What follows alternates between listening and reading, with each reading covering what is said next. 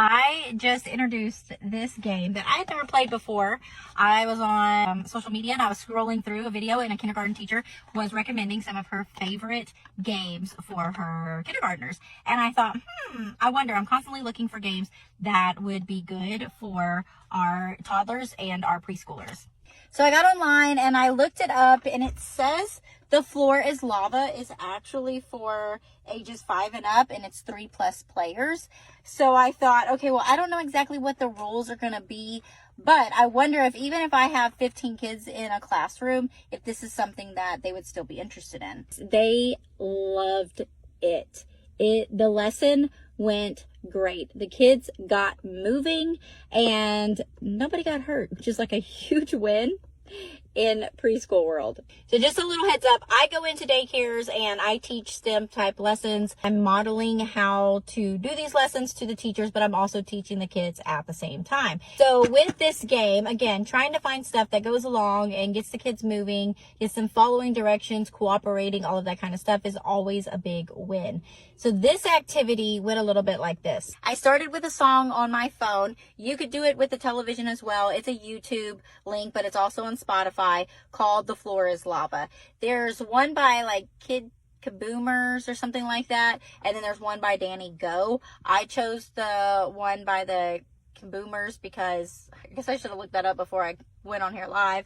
I'll type it in the comments so that you have it. I chose that one because I was able to control the chaos just a little bit more. Before we got started, I circled up all of their chairs, and I had more chairs than I had kids, and I had them come sit in the chairs so that I could explain the game. And then we did the song and the game together. They sat in their chairs. I explained that when the countdown happens, it's going to say 5, 4, 3, 2, 1. We're gonna all yell, not scream at the top of our lungs, so we don't want to wake the babies up or make the babies cry, but we're gonna yell, "The floor is lava!" And I modeled what was an appropriate level for that, and it was loud. I mean, it's fun. We're having a good time, right?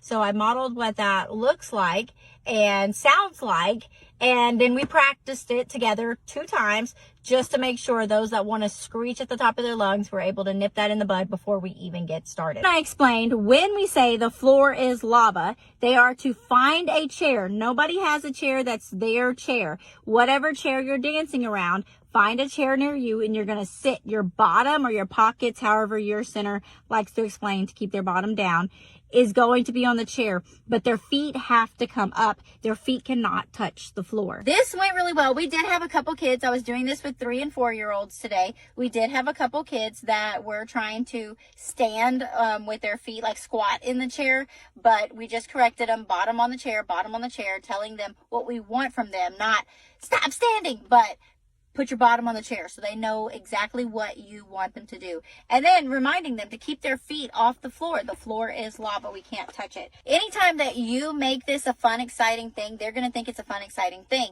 But of course, that also brings a little bit of chaos. So any of those things you can think of ahead of time, trying to nip that in the bud before you even get started.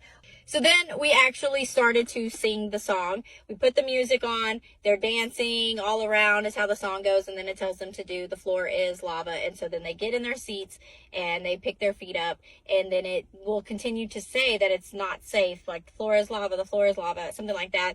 And then it'll say, and I tell them to be quiet during this time because we don't know when it's safe again. And it'll say like situation has been something, I forget the exact words, but it's basically telling them like it's been controlled and now they can put their feet back down. The song in itself takes about like 4 minutes total.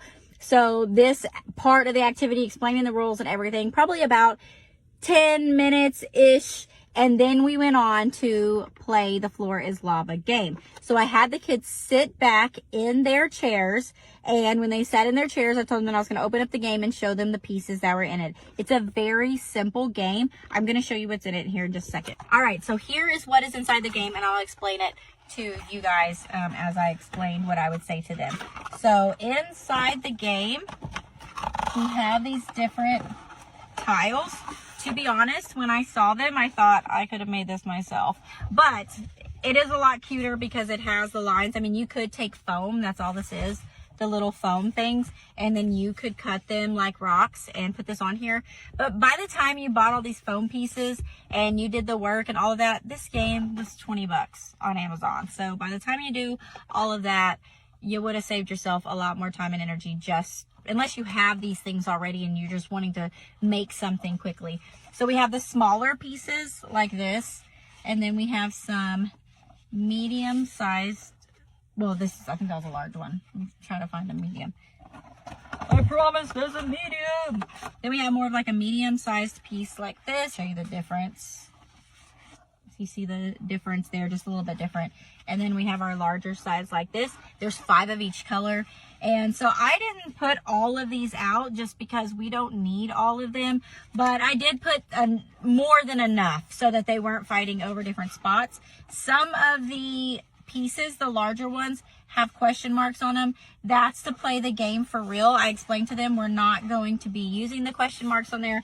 We're not playing the game the way that it was designed, because the way that it was designed is that kids are getting out. And although that is an important skill, and I think it's good to get to a point to teach them that, but at first just focusing on learning how to move around safely and play this game.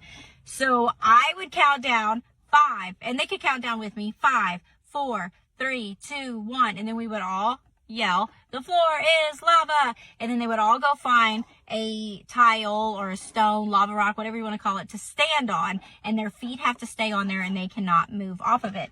Then the teacher that was in there with me, or you yourself, or you could have a kid do it. I taught them about flicking, that our fingers were created to flick, but not to flick people. They are to flick our spinners.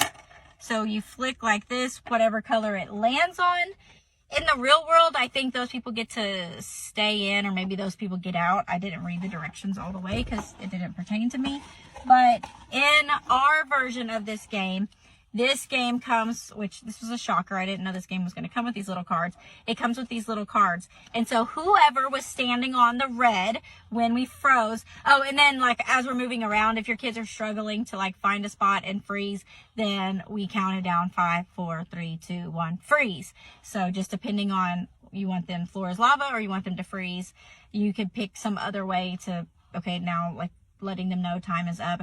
And then whomever is on that color, so there might have been 3 of them on that color, there might be 1, there might be 5 if you have all of the colors out, they get to pick a card. I just picked like several cards like this and just kind of like fanned them out like this so that they felt like they were really doing something, because these kids aren't reading yet. They can't read to tell us what to do. Like this one says twirl around 2 times like a ballerina. This one says touch your toes.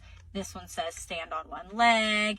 This one says do squats. So there's different activities, and I would have the kids do that activity till I got to the next kid for them to pull their card out. Once we did that, I just was sticking them in my pocket. You can just set them aside. That way when the next kid, that they're not drawing the same things. We played this several times through until I felt like everybody had a chance to draw a card at least once, which took about maybe 15-ish minutes. And then by the time we sat down, calmed down, then put the chairs back and everything, the whole thing took about 30 minutes. So I would highly recommend The Floor is Lava, especially for your 3 and 4s. I'm going to do this lesson with 2-year-olds. Next week, I probably will morph it just a little bit, depending on if I'm doing little 2s or big 2s, and I'll let you know how that goes.